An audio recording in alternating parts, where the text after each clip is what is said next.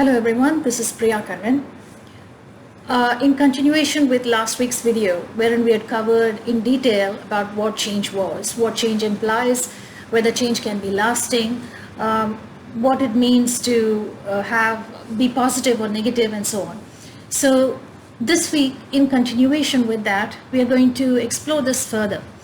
I basically want to cover certain areas. First of all, I want to give you a recap of what change is and what we touched upon last week, and also the importance of individual consciousness or the collective consciousness, and what it actually means, and why deep inquiry and understanding of a consciousness is relevant to our day-to-day life in all our activities. So I want to give you a recap, but as far as today's video is concerned, we will also be touching upon in as much of a detail as possible in the limited time that we have, what it means to manifest one's desires. What does power of manifestation really mean? Is it possible to manifest anything that one wants in life? Why is it that some people are able to manifest all their desires, while for others it doesn't seem to work quite that way? What does it actually mean to make a change in one's life? And again, can that change be lasting and permanent? And finally, the relevance of deep inquiry in our day-to-day lives. So this is the topic I wanted to cover today. So to just give you a recap of what change is, I said last week that one ought to first understand the nature of oneself. By the self, I mean this personality, this ego, this I that asserts itself as, I am this, I am that, and so on and so forth. Without an understanding of that, any change that one may make to one's personality might be at best superfluous, at a very superficial level, which is going to go through the struggle of, fluctuations. Because this I itself, as we saw last week, is an idea in thought. The idea of I is something that only ever comes up in thought.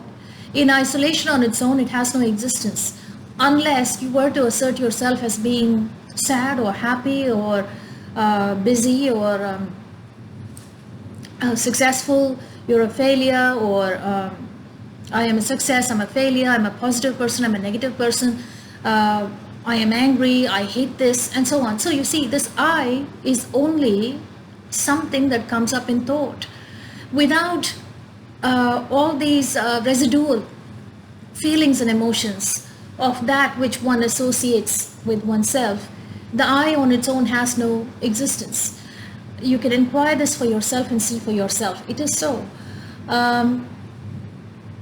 So I said also last week, we covered in our inquiry as to why change is so fluctuating. Because first of all, the very word change actually is quite self-explanatory in many ways. In the sense, the word change itself is that which changes, right? So anything that changes is going to change again. Such is the law of change, such is the law of nature.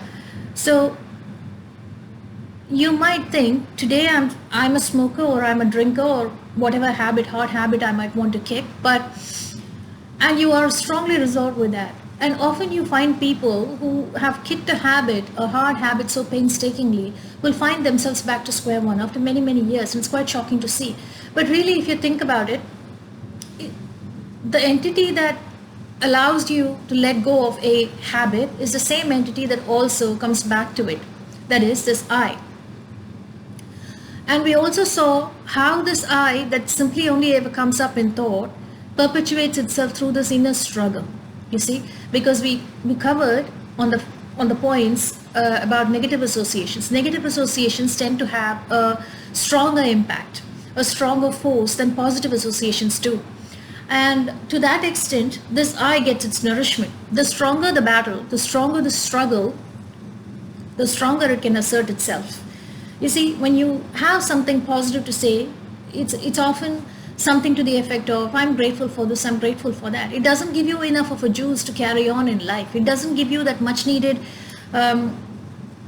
nourishment to sustain itself in the long run. But negativity, on the other hand, has such a deep groove and such a deep impact that it remains in some way unresolved. You see, a lot of negative issues are unresolved issues. And therefore, the longer it remains unresolved, the longer this gets its sustenance and nourishment, this I. So the longer you've had, or the deeper your painful experiences, the deeper this is going to keep saying, you know, oh, I've had a battle in life. Oh, you know, these are my circumstances. I've gone through these struggles, and so on and so forth. But really, it's the same entity that also pushes you in a positive direction when, you know, when it knows to some extent, okay, my life is under threat now. If I don't sort myself out, I'm going to get into trouble. People do great damage to their bodies, which we covered last week in my last week's video, through drinking, through smoking, through drugs, through binge eating, through all sorts of habits, you know, even negative thoughts, negative outlook on life. And by negative, I don't mean somebody who's just necessarily being pessimistic or critical to, with a critical outlook. I am also talking about all those people that hold on to negative emotions. Like, for instance, some people have a lot of pent-up anger. Some people are just about irritable at everything. Some people are just have a lot of prejudices. You know, prejudice, I'll sum it up as prejudice really. When I say hatred or being of a critical, somebody with a critical outlook on everything, that criticizes everything so easily, or somebody who's angry, you know, very, very angry. So you don't even know what they're angry for. The smallest thing can spark off. So things like this, when left unquestioned over a period of time, creates such a deep groove in one's psyche. It becomes so deeply embedded. I won't say it's impossible to let go of it. You certainly can. But to be able to have an impact of any change in your life that's going to have a lasting value, that's going to remain with you, that's going to bring about a true transformation in you, one ought to first of all understand what one is made up of. And to that extent, a deep inquiry into the nature of your own consciousness. Consciousness, by that I mean all that sums up you, all that is in the contents of your mind, all that makes up who you are, your personality, your ego. Right? When we talk of ego, I've noticed many times that people often associate it with a sense of being arrogant. Well, arrogance is just one thing. Arrogance is one thing, and I suppose it's come about because there is a certain sense of asserting something to be of existence when it isn't an actual existence really. So in that sense, it's arrogance to assert its existence, as though, you know, I know, when in reality, it's not even a real entity, this I. Which we saw last week, why that was so. Because again, I just want to recap in this video for the benefit of those people who are watching it for the first time. This I gets its nourishment. It only ever comes up in thought. I'm talking about the psychological I. I'm not talking about the physical body, and I'm not talking from a medical perspective of consciousness. I'm not talking about science perspective of what consciousness is. I am certainly not making a reference to what we often associate the term consciousness when it comes to scriptural definitions of a higher elevated meaning.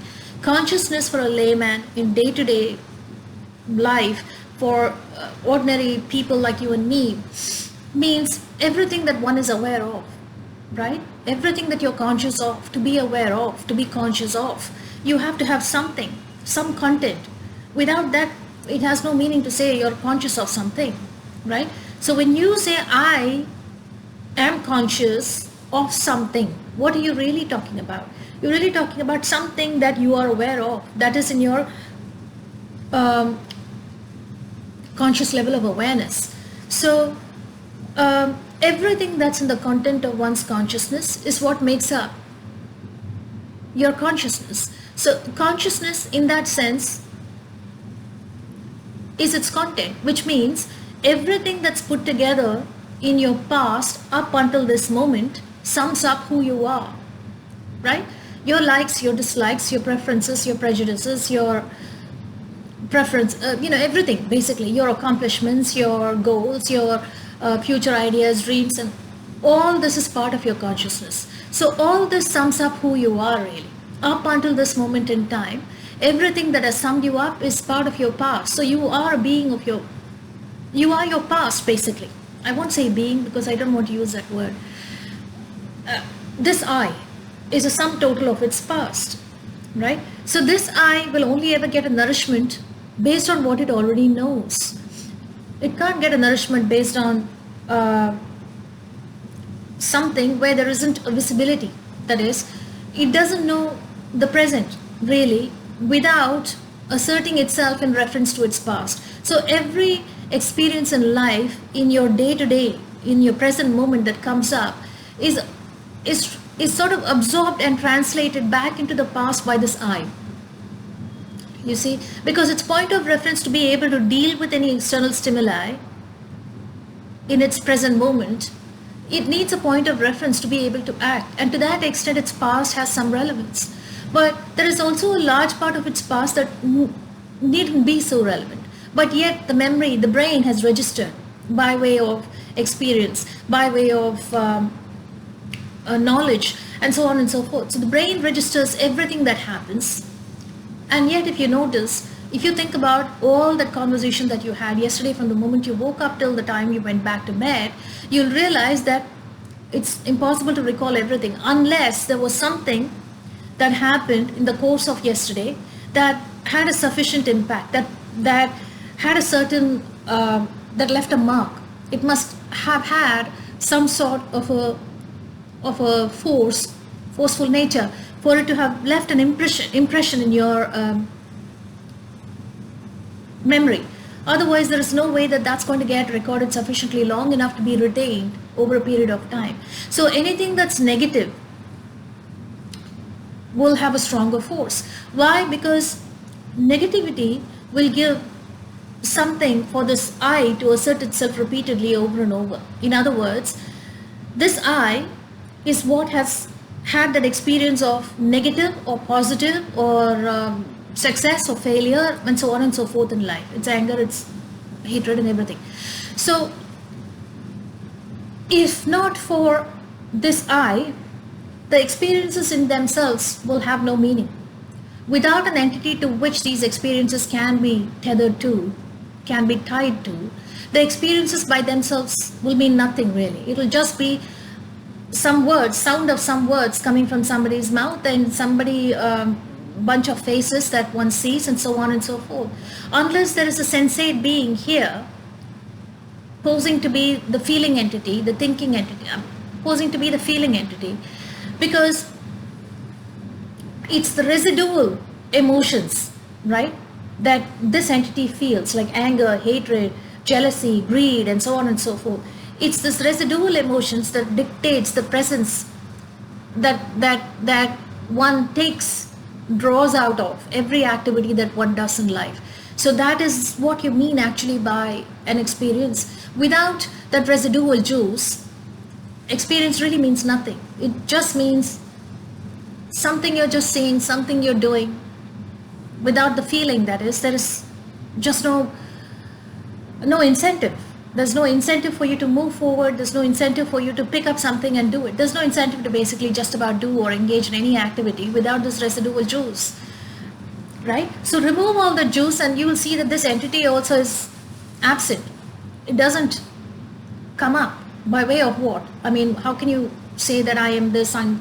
There's no sadness, if there's no joy, if there's no pleasure, if there's no greed, if there's no pain, if there's no struggle. Under what circumstances would you say I? Right? Would you just say, I'm sitting here?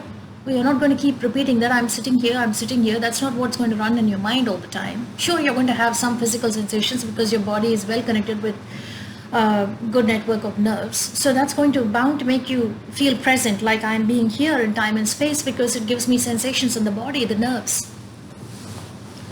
But besides that, this constant mulling over in our minds, over and over and over, the things that we chew over and over and over in our minds, psychologically, the things of the past, constantly, about something or the other. Based on the past, you just decide what you want to do in the future. You have ideas for your future. Either you keep thinking about that or you think about some conversation you've had with somebody or whatever it is. It's all just the stimuli, the exact words that you might have said to somebody or the exact face of the person may differ from you and me. Whom you've seen and whom you've spoken to, and what you've spoken may be different from whom I've seen and what I've spoken to and how I've spoken it. It doesn't matter. But as long as the residue, that juice is there, that sense of experiencing something was retained in memory, there is nothing really for you to recall and mull over in your minds all the time, right? Whatever it is, it could be your worries, it could be your anxieties, it could be some painful memories, or it could be some very pleasant experience, or it could be some great fun you've had together with somebody, or something or the other. You keep mulling over it because there was that thing that the mind retained, the memory retained, because there was something to experience in that. And it's this experience which runs as part of this human stream of consciousness. It is that human stream of consciousness that we all tap into.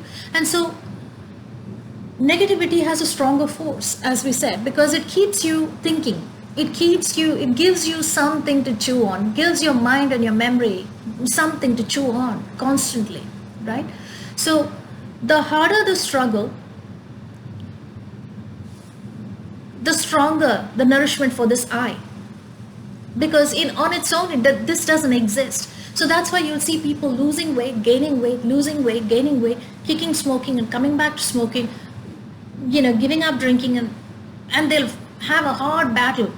They'll struggle and fight, and everybody will congratulate them, and they'll say, oh wow, what a great thing you've done, you've lost so much of weight, you've lost 30-40 kgs, and so on and so forth. Because the harder the battle for it to climb up in the sense, bounce back in life, sort their bodies out, because the body is the first and foremost priority. Without a body you can't do anything. You can't accomplish anything physically, materially. You certainly can't do any sort of inquiry or any soul searching or whatever it is you want to do in life. Without a strong body and a healthy mind, it's impossible. So first and foremost, we said last week, change to some extent is needed, especially for those people who've already done tremendous damage to their bodies. Whether you have time to make this inquiry or not, first and foremost, you have to sort your body out. The body is a gift. This life is a gift. So you need to cherish that. You need to have enough respect for your own body, for your own well-being. Only when the body and the mind is in a state of well-being can you possibly hope to accomplish anything. It doesn't matter whether you're rich or poor or beautiful or ugly or whatever it is that you think. These are all assigned values. By that I mean we've laid great emphasis and we've given values to everything. We as maybe not you individually. It is so. The society has dictated it to be so. It is there in the human stream of consciousness. Just as this idea of I exists in thought, it only ever pops up in thought, and this idea exists in the human stream of consciousness. So that's what we tap into when we are born, and we sort of assert ourselves as I. That's the first personal pronoun, really. Without this I, nothing else. Your life revolves around this I, right? Every thought, every action, every like, dislike, preference, whatever it is, everything that you want to engage in stems from the center of this I. Without this, life has no meaning from a psychological perspective, from an experiential perspective. It is this I that's an entity that actually seemingly experiences everything, and yet it has no hold. It has no solid footing, really, on which it stands. You see? Without all these experiences and everything else that's part of its contents, which has given rise to this entity as I, this is not really in existence on its own. So, when I say, I think I've lost the flow of what I wanted to say previously. There is the residual juice based on which this survives, and the harder the battle. So when you want to bounce back in life and you want to sort your body out and you want to get fit and so on, because that's your number one priority, so you come back bouncing back in life, this feels like, oh wow, I'm a fighter, I'm a survivor and all that, which is good, because you have to have a strong body. There's no two ways about it. You have to have a strong body, you have to have a healthy mind. Your health is first and foremost priority. So for those people who have already done great damage to themselves, please sort yourselves out first, because the body is a gift. But you will also find the very same people who've done this going back to square one. Why is that? Why? Because this again needs its nourishment. You see, once you've sorted yourself out, your life is going on normally. There's nothing much for this. So after a point in time, this is going to go down the drain again if the resolve is not too strong, right? So you often find, I'm not saying that this is necessarily the case with everybody, but more often than not, you do find people with a struggle. In one form or the other, there's a struggle, inward struggle that we all go through, whether it's by way of health, or whether it's by way of finances, or whether it's just by way of some sort of crisis that one goes through in life. Inwardly, the insecurities, the anxieties. When the going is fine, you're fine, but the moment some slight shake-up comes in your life, your insecurities creep in, or your anxieties kick in, and it brings out the worst in you, right? Something that keeps this alive and kicking and active and asserting itself as, I am this, I am that, and so on and so forth.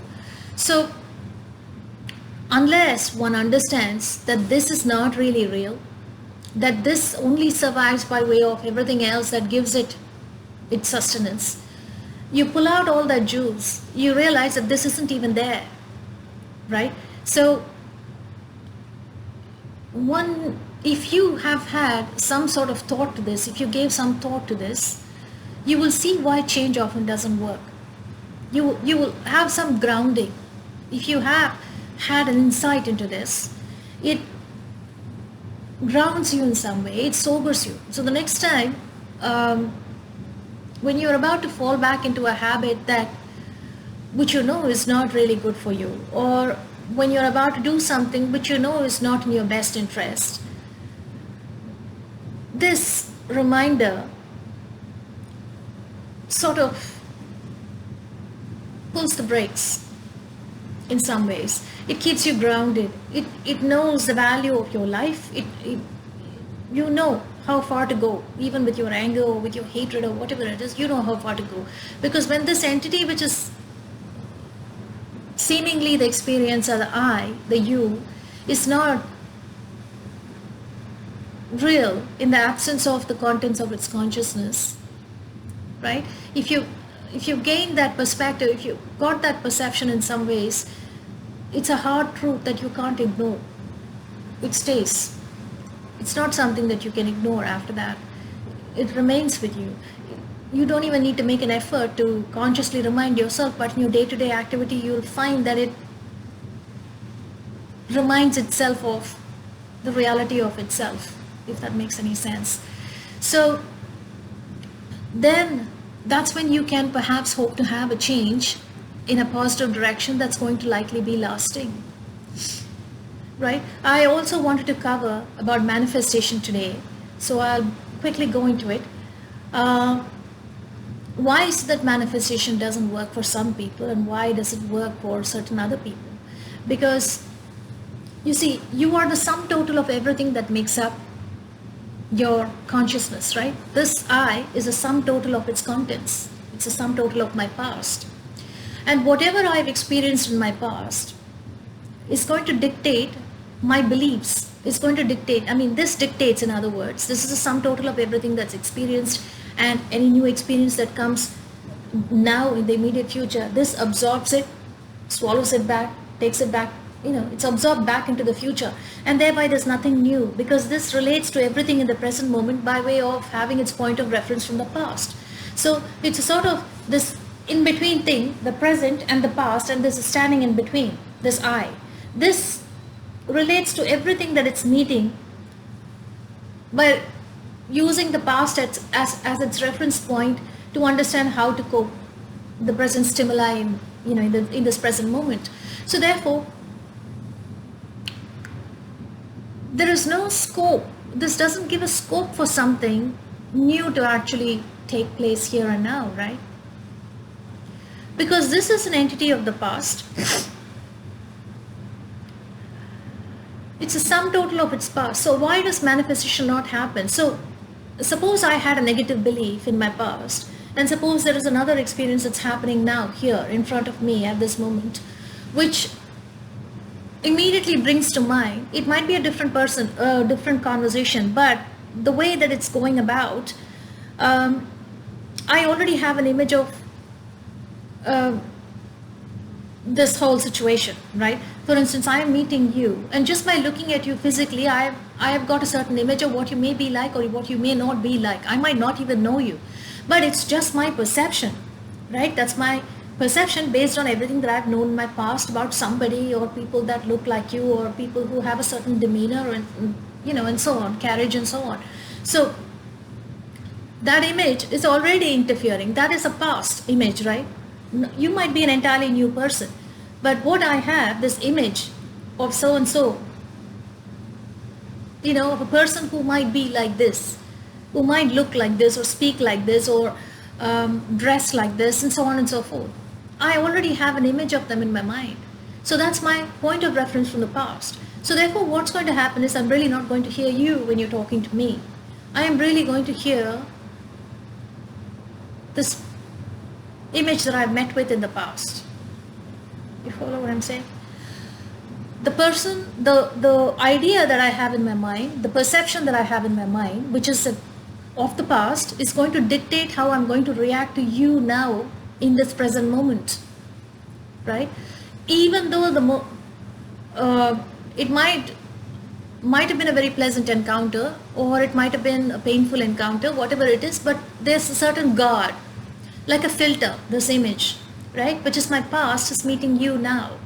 And this past, when it meets the present, this past is absorbing the present into it and putting it in slots of pleasantness, unpleasantness, painful, okay, and so on and so forth.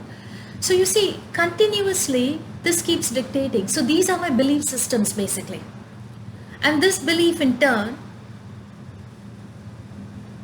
will tell me how I can manifest, what I can manifest, and so on and so forth. Because there is no visibility for something that it has not known. That which you don't know, you can't see, right? Only that which you know, you have visibility of, because that's in the visibility of your mind, the contents of your consciousness. So the thought, the I, can stretch only as far out to the extent of its own visibility, right? All that I have known, limitations or whatever it is, all that I have known in the content of my consciousness this thought can only stretch as far out as itself. You follow? You can expand your horizon. You can expand to a point of gaining new knowledge and, going into some new age thinking or something or the other that you think is going to expand your horizon. But really, the entity who is doing that, this I, whose horizon is getting expanded, is also the same entity. That is, when you say you want to expand your horizon, who is the entity that is saying that? So which means there is a boundary, right? You're drawing a boundary, right? So when I say, I've read this book, so I'm much more knowledgeable now, or I've done this and it's given me this new perspective on life, and so on and so forth, right? And I have read this great book on positive thinking, and I'm going to do a lot of positive affirmation for myself, and I can stretch myself. But how far can you stretch? You can stretch yourself to the extent of you. You follow what I'm saying? The degree to which this stretches can only be to the extent that it knows, to the extent of the content, of visibility of its content. So therefore, that's the extent to which you can possibly manifest, right?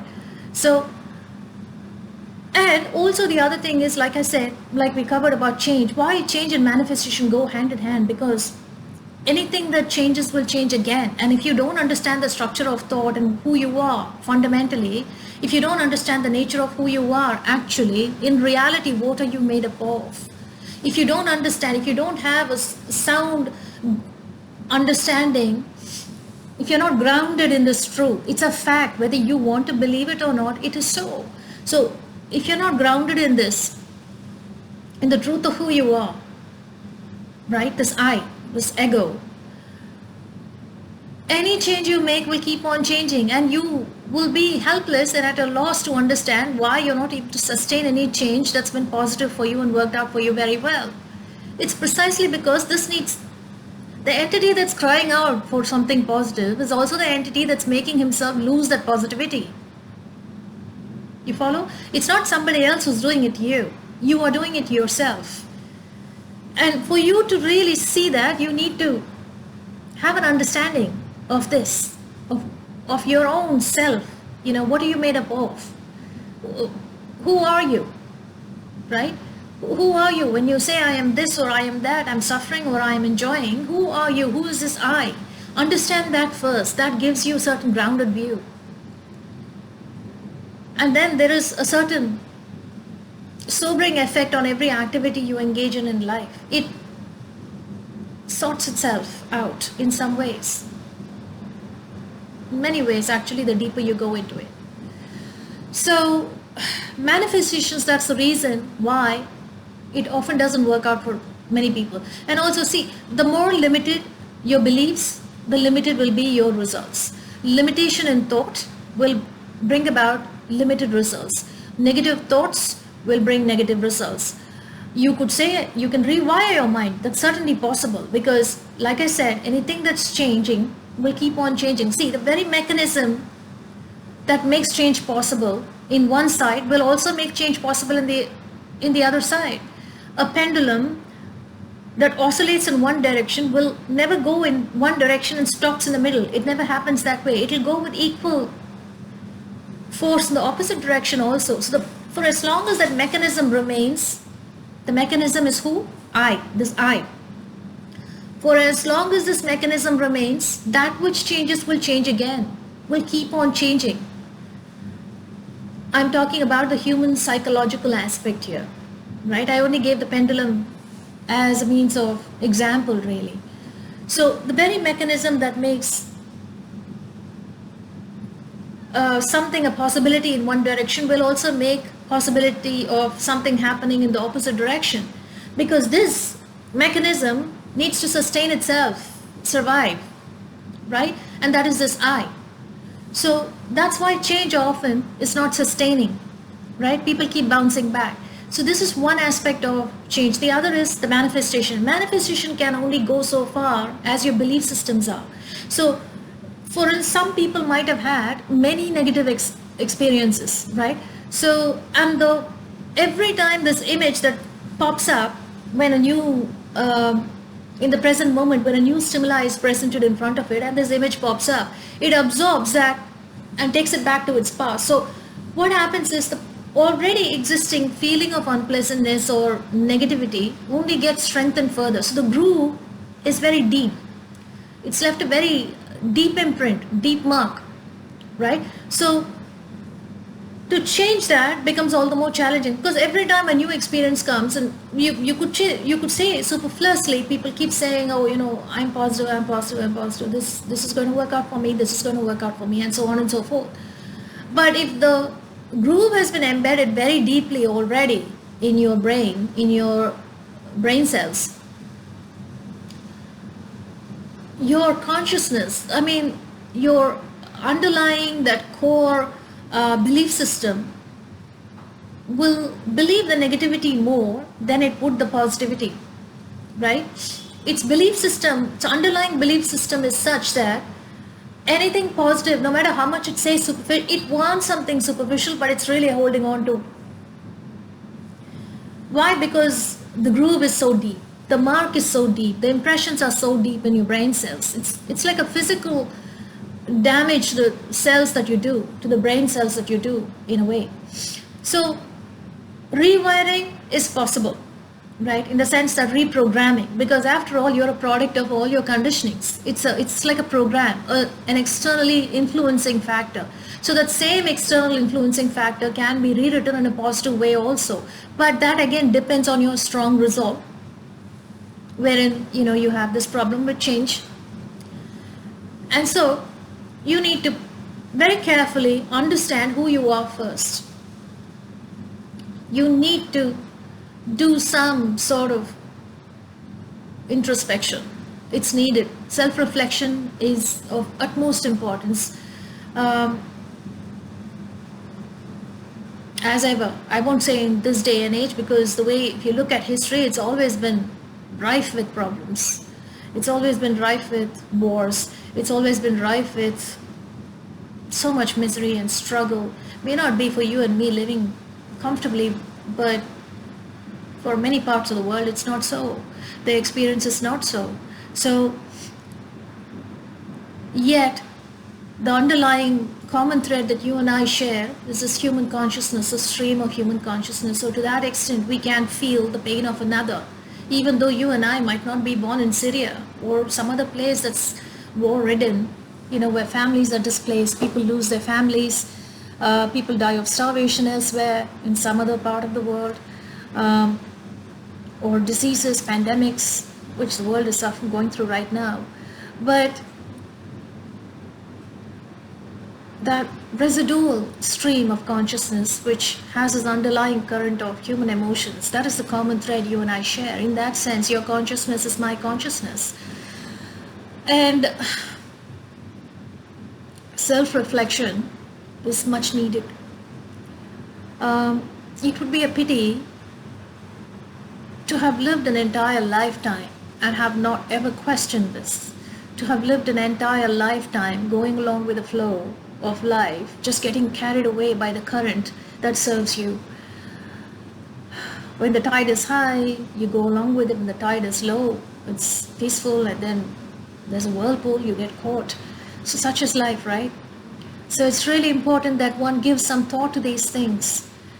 There is nothing more important than this, I feel personally.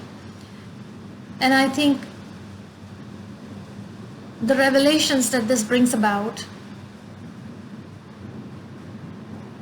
in itself is the biggest revolution or transformation in yourself that you will ever experience. So I hope this video was of some use to you, and next week we'll talk about energy. I really want to cover, because energy, I didn't want to talk about what energy was and so on and so forth in this video, because that deserves a time on its own. So I'm going to cover in detail what energy is and how it works. We'll look at that and explore further on that, and what is its relevance to consciousness and thought in my next week's video. I hope you found this useful and interesting and thought-provoking. I will come back with my next video on energy next week. Thank you.